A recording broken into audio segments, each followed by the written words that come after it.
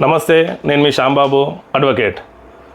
మేము మా వ్యక్తిగత అవసరాల కోసము, మా వ్యాపార అభివృద్ధి కోసము వివిధ ప్రైవేట్ బ్యాంకుల నుండి, ఎన్బిఎఫ్సి బ్యాంకుల నుండి, మనీ లెండర్స్ నుండి, మా బంధుమిత్రుల దగ్గర నుండి, అదేవిధంగా క్రెడిట్ కార్డ్స్ నుండి మేము డబ్బులు అప్పుగా తీసుకోవడం జరిగింది.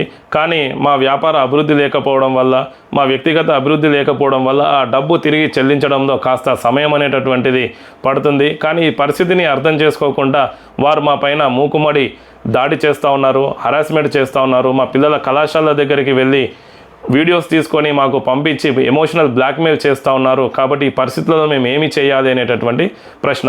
దీనికి సమాధానం, ఈ వ్యవహారం పైన సుప్రీంకోర్టు అదేవిధంగా ఆర్బీఐ అనేటటువంటిది చాలా కీలకమైనటువంటి ఆదేశాలని ప్రైవేట్ బ్యాంక్స్ వారికి, మనీ లెండర్స్కి, క్రెడిట్ కార్డ్స్ వారికి ఇవ్వడం జరిగింది.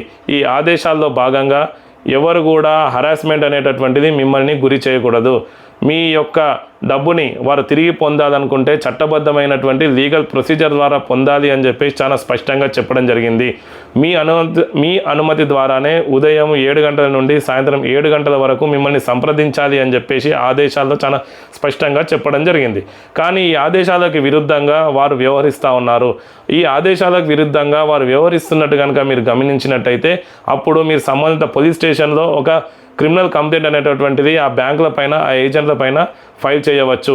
అదేవిధంగా మీరు సివిల్ కోర్టును కనుక సంప్రదించినట్టయితే మీరు తీసుకున్నటువంటి డబ్బు ఏదైతే ఉందో ఆ డబ్బుని చెల్లించడానికి కోర్టు కాస్త సమయం అనేటటువంటిది ఇవ్వడం జరుగుతుంది.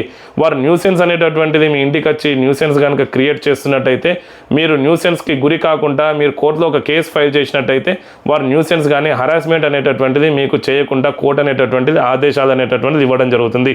కాబట్టి చట్టంలో ఉండేటటువంటి మీ హక్కులని మీరు ఉపయోగించుకొని ఈ విధంగా ముందుకెళ్ళాలి తప్ప అనేక రకమైనటువంటి ఒత్తిడులకి లోనయ్యి మీరు ఆత్మహత్యలు కావచ్చు, లేకపోతే ఊరు విడిచిపెట్టి వెళ్ళడం లాంటి చర్యలకు మాత్రం మీరు పూనుకోవద్దని చెప్పేసి ఈ వీడియో ద్వారా స్పష్టంగా తెలియజేస్తా ఉన్నాను. నమస్తే.